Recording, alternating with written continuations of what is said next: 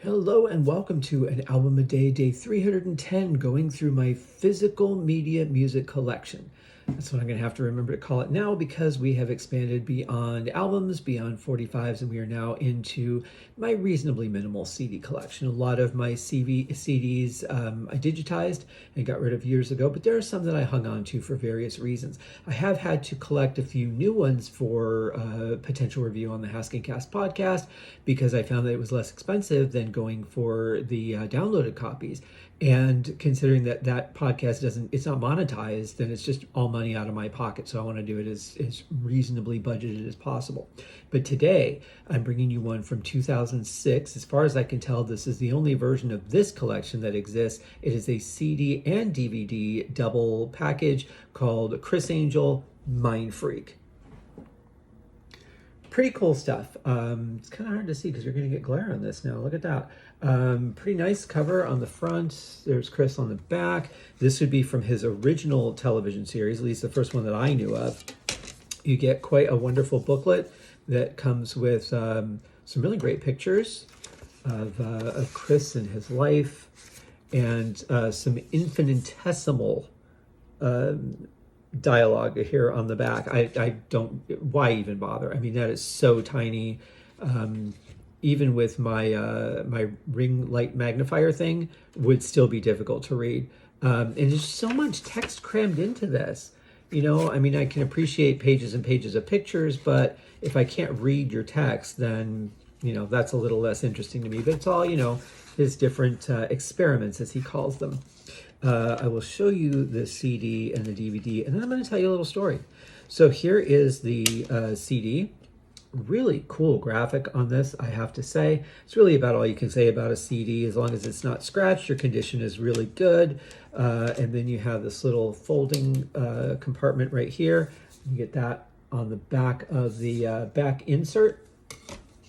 And then you get the DVD with, I haven't actually watched this yet, but you get the DVD with music videos and the making of, so it's some behind the scenes footage. So that's actually going to be fun to watch. I love Criss Angel's work. I've been to his Vegas show when he was at the Luxor. I think I saw it 6 times, which was really nice.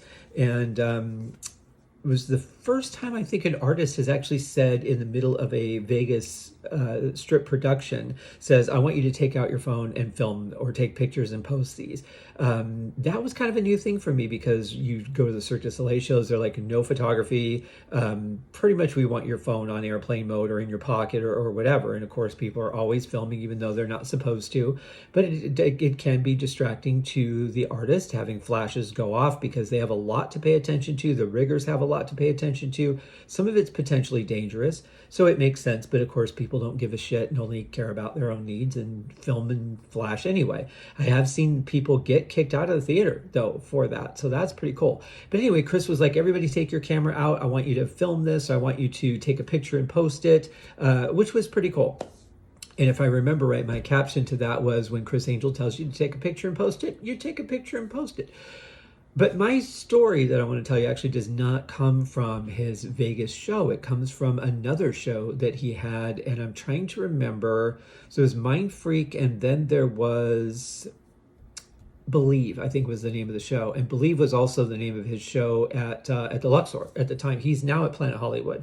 I didn't get to see that show before I left. I really wish I had. It was one of those things that I need to go see this, I need to go see this, and I never did. Which, you know, I'm kind of bummed about. It's my own fault, I admit that. But anyway, so when I was visiting one time before I moved there, in fact, I think I was still living in Phoenix at the time. It was either Phoenix or LA, I can't remember. I think it was Phoenix though. And there was a notification at the Luxor that if you were interested in going to a live Criss Angel event, you could do that. They were filming the show Believe. They were working on the first season, and my friend Melissa was on the very first episode, which was really cool. But I thought, hey, why not? I actually extended my stay an extra day because it would have been right at the time I needed to go to the airport to catch my flight back. And I'm like, this is really cool. I'm going to go see a Criss Angel event. So it was at this place called Dig This, which is not far from Treasure Island. Now, I was staying at the Luxor, so it was quite a walk down to Treasure Island. I ended up taking a cab to Dig This and then a cab back, I think from Dig This to Treasure Island, and then walk back to the Luxor afterwards. And it's this place where you can rent all this, like digging equipment, like, shovel, like big driven shovels and vehicles and things like that. And you can kind of play around in the dirt as you dreamed of when you were a kid with your Fisher-Price toys. I remember when I was a kid and they were turning our street from dirt into concrete. I remember that they had the shovels and stuff out there, and I had a Fisher-Price crane. But I also got for my birthday one year like a really cool sturdy metal crane. I don't know if it was Tonka or who made it now, I can't remember, but it was like really cool. And so I used to sit there in the front yard and play with that while I was watching them, put the street together and all that. But anyway, so we go to Dig This, and don't really know what I can talk about and what I can't. All I can say is there was an illusion or an experiment that was done right in front of me. Criss came out and talked to us. He kind of gave us an idea of what to expect, and it was really cool. I met his brother, I think it was, and his mom was there, and the people that were running the event were really cool. All his staff that I met, and all I can say is, what I saw happen in front of me, I know is staged. I know it is. I know how some of the illusions are done. They make perfect sense, and they're done so well in a way that they're believable. I do not know how he did what I saw. All I know is at the end of it, I was like, I always thought that if I saw this kind of magic close up, I'd be like, you hid here. Oh, you did this, or here was the distraction, and here's, where the person was that really performed the illusion or whatever. Not a clue. Not a fucking clue. To this day, and this was, God, this had to be 15 years ago. I still to this day have no idea how he did what I saw. But he was okay, obviously. And that was a really amazing day. But it was also outdoors, and it was an incredibly windy day. So they interviewed some of us that were in the crowd. I was one of the ones chosen to be interviewed, and I talked about that very thing. I'm like, you watch this stuff on TV. I've seen a lot of Criss Angel shows, and you think that if you were there and you would see it, you'd be able to figure it out. And I have no clue how he just did what I saw. And they really liked that, but they couldn't get the interview on tape because of the wind. So they asked me to do it again, and I did it again. Unfortunately, the episode never aired. And I was really bummed about that because I wanted to see it again. I wanted to see it through the camera eye and see if maybe the combination of seeing it through the camera and having been there, I would have been able to figure it out. I have ideas, but I don't know. And that's the problem, is that I want to know that I know and not just that I have ideas, if that makes sense. But I think magic is an incredible art. I mean, the work that they do to pull these things off, the elaborate just everything, the staging of it, the costuming, the set dressings, the people that are involved, all this stuff is really amazing. And it's done so smoothly. I mean, that's a lot of guts to be able to do this in front of a crowd that is not paid spectators. I would love to pay a specter to just be there. Paid spectators, big difference.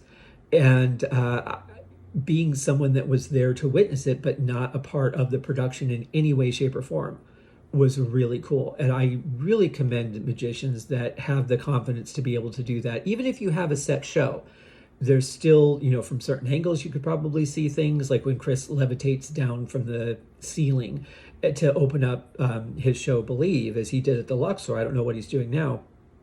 But you would think that somebody in the audience at some angle would be able to see the fishing line or whatever it is that holds him up, you would think. I've not heard tale of anybody seeing anything. So that's pretty cool. But it really does take a certain amount of confidence, obviously a lot of dedication and hard work. And I have great respect for people that are involved in this art and pull it off well. It's a lot, I have to say. But I was really, really happy to be there. I was bummed that it never aired. I did check with his production office, and they also confirmed that as far as we know, that episode, they were trying to trace the one I had been to, and they weren't able to find it. But they said, as far as we know, we have not aired that episode. And I suspect very much it was the wind, because you wouldn't have been able to get anything recorded. Very unfortunate. but the way it goes sometimes. So anyway, check it out, guys. Criss Angel, Mindfreak. It does feature the theme song Mindfreak, which I absolutely love. It's a great song, really good one to get you pumped up for whatever you need to do. If it's just getting started on your day, getting motivated to perform a task, to clean your place, whatever it is, great song. I really dig that. I met the composer on, I want to say it must have been Twitter, because we've lost touch. I haven't been on Twitter in a couple of years. I was very, very happy to disable all 3 Twitter accounts that I had.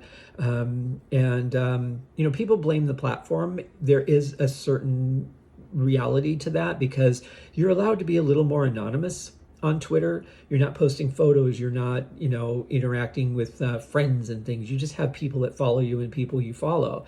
It's a little more anonymous. Most of the names are more made up than what you see on social media platforms like Facebook or heaven forbid MySpace, for example.